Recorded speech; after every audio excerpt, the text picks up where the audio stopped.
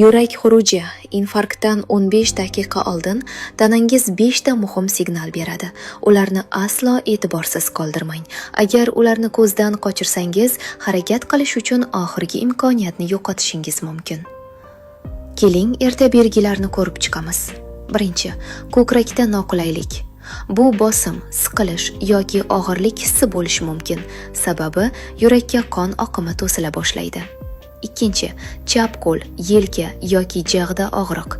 Yurak to'qimalariga kislorod yetmay qolganda, og'riq signallari qo'shni nervlar orqali tarqaladi. Uchinchi, hansirash, nafas qisishi.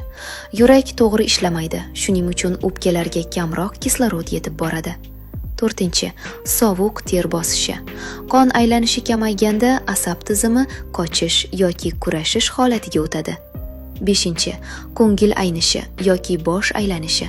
Qon bosimi tushib ketadi va miya hamda oshqozonga qon yetishmasligi bu holatni keltirib chiqaradi. Agar shu belgilar paydo bo'lsa, darhol tez yordam chaqiring. Vaqt eng muhim omil.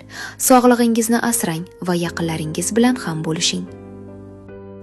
Ko'plab foydali ma'lumotlardan xabardor bo'lish uchun oilaviy dorixonaga obuna bo'ling.